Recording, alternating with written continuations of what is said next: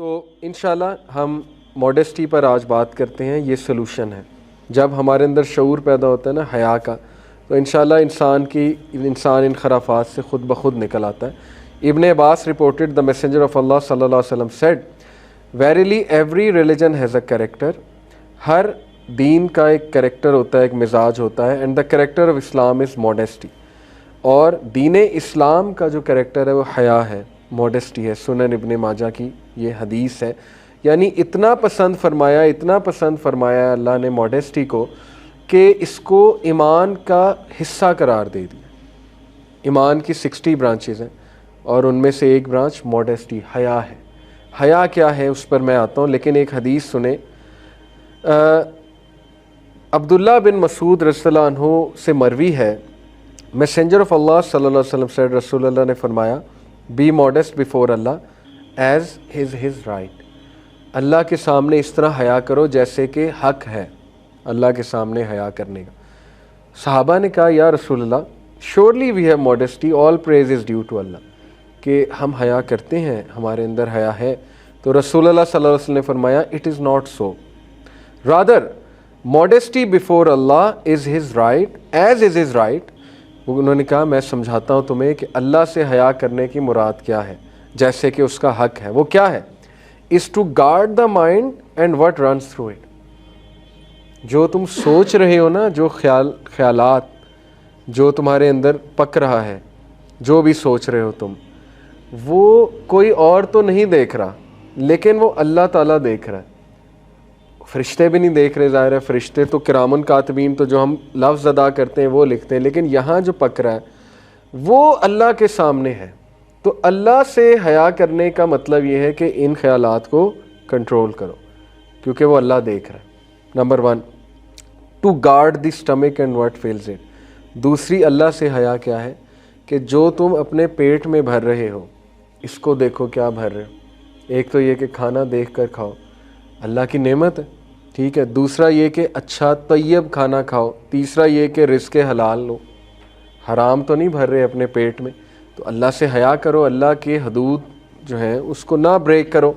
Number 3, and to reflect upon death and trials. اور اللہ سے حیا کرنے کا ایک مطلب یہ ہے کہ آپ موت اور جو زندگی کے ٹیسٹ اور ٹرائلز ہیں ان کے بارے میں سوچیں. whoever desires the hereafter let him abandon the embellishment of worldly life. whoever does so has been modest before Allah as is his right. جو یہ سارے کام کرتا ہے, کیا دنیا کی لذتوں سے دور ہو جاؤ اور آخرت کی لذتوں پہ نظر رکھو, آخرت کو کنسرن بنا لو. جیسے اسکالرز ایک سلوشن یوتھ کو دیتے ہیں نا کہ جب تمہیں کوئی چیز بڑی اٹریکٹ کرے, خیالات آئیں, تو حور العین کو ذہن میں لاؤ. یہ بالکل ایک سلوشن ہے. اور کئی ایسے نوجوان, ایک بڑا مشہور نوجوان کا قصہ بھی ہے کہ ویسٹ میں تھا وہ اور اس پہ رہا ہی نہیں گیا. ظاہر ہے ویسٹ میں مغرب میں بڑے فتنے ہوتے ہیں, دیکھنا نظر پڑ جاتی تھی خواتین پہ یہ وہ, تو وہ زنا کی طرف جا رہا تھا, اللہ معاف کرے. یعنی اس کے دل میں آ رہا تھا کہ بس میں کچھ کر جاؤں, اس حد تک وہ بگاڑ کی طرف جو ہے وہ جا رہا تھا. تو لیکن اس نے کیا کیا کہ سورہ رحمان سن رہا تھا, وہ یہ پورا واقعہ ہے, اور سورہ رحمان وہ بہت سنتا تھا, تو اس میں حور العین کا ذکر آیا. اور انفیکٹ اللہ نے کہا کہ جو اپنے رب کے سامنے کھڑے ہونے سے ڈر گیا, یہ سورہ رحمان کی آیا, اس کے لیے 2 باغات ہیں. یہ سورہ رحمان میں اللہ تعالیٰ نے ایک بشارت دی. تو وہ 2 باغات ہیں, ظاہر ہے اتنا زبردست جنت تو امیجن بھی نہیں کی جا سکتی, اور پھر حور العین کا بھی تذکرہ. تو وہ کہتا ہے اس آیت نے مجھے بچا لیا کہ جو اپنے رب کے سامنے کھڑے ہونے سے ڈر گیا اس کے لیے 2 باغات ہیں جنت کے. تو دیٹ سیوڈ ہم. اس لیے سلوشن یہ ہے یوتھ کے لیے کہ قرآن سے کسی نہ کسی طرح اٹیچ رہیں, کسی نہ کسی طرح. ہو سکتا ہے قرآن آپ کو کبھی کوئی میسج دے دے اور آپ بچ جائیں. کئی لوگ کو میں نے ایسے دیکھا ہے کہ وہ کچھ کرنے جا رہے ہوتے ہیں لیکن کوئی نہ کوئی اٹیچمنٹ ان کی قرآن سے یا دین سے یا دینی لوگوں سے ہوتی ہے, اور اللہ انہیں کچھ میسج دے دیتا ہے اور وہ بچ جاتے ہیں. لیکن ایک بندہ جس نے اپنے آپ کو ٹوٹلی خواہشات کے حوالے کیا ہوا ہے, اور نہ اس کی زندگی میں کوئی قرآن ہے کسی بھی طرح سے, نہ کوئی اچھا دوست ہے, نہ کوئی اچھی چیز ہے, وہ پھر یہ شکایت نہ کرے کہ میں کیوں پھسل گیا, میں کیوں گر گیا. تو قرآن کو آپ اپنی زندگی میں بہت ایزیلی لا سکتے ہیں. ڈرائیونگ کرتے ہوئے قرآن کا ترجمہ سنا کریں. میرے ایک دوست ہیں، وہ ویسٹ میں رہتے ہیں، انگلینڈ میں. تو ماشاءاللہ آپ کو پتہ ہے پچھلے دنوں نے مجھے بتایا میں نے سارا قرآن سن لیا. تو میں بڑا حیران ہوا کہ ٹائم کہاں سے ملا. اس نے کہا ڈرائیونگ کرتے ہوئے. اس کا 45 منٹ کا سفر، گھنٹے کا سفر، ٹرانسلیشن سن لی ساری 1 سال کے اندر قرآن کی. دیکھیں کتنا زبردست یوٹیلائز کیا اس نے اپنے ٹائم. تو ہمارے پاس بڑا ٹائم ہوتا ہے، لیکن ظاہر ہے کہ ہم وہ اس طرف توجہ نہیں دیتے. تو کسی نہ کسی شکل میں قرآن سے اٹیچ رہیں. قرآن آپ کو بچا لے گا انشاءاللہ تعالیٰ، نکال لے گا اس چیز سے، ایسا نہیں ہو سکتا. تو اللہ سے حیا کیا ہے؟ نمبر 1 اپنے خیالات کی حفاظت کرنا. نمبر 2 اپنے سٹمک کی حفاظت کرنا کہ یہ کہیں حرام تو نہیں کھا رہا میں. نمبر 3 ڈیتھ اور ورلڈلی ٹرائلز پہ تدبر کرنا، ریفلیکٹ کرنا. نمبر 4 ہیئر آفٹر کی لذتوں پہ نظر رکھنا اور دنیا کی لذتوں کو ترک کرنا. ترک کرنے سے یہ مراد نہیں کہ لذتیں پا نہیں سکتے، لیکن اس کا ایک طریقہ ہے، نکاح کر کے، شادی کر کے. جائز طریقہ ہے نا، جائز طریقے سے کرو. حرام طریقے سے اللہ سبحانہ و تعالیٰ نے ان چیزوں کو حرام قرار دیا ہے. اور یہ بھی حدیث میں سنا دوں، صحیح البخاری کی. پچھلی حدیث سنن الترمذی کی تھی، صحیح ہے. اگلی حدیث صحیح البخاری صحیح مسلم دونوں میں.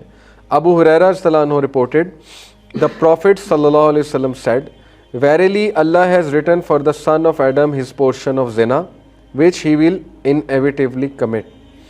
ہر آدم کے بچے کے لیے زنا سے کچھ پورشن ہے. بڑی ایک وہ ریفلیکٹ کرنے والی حدیث ہے، سمجھیں اس کو.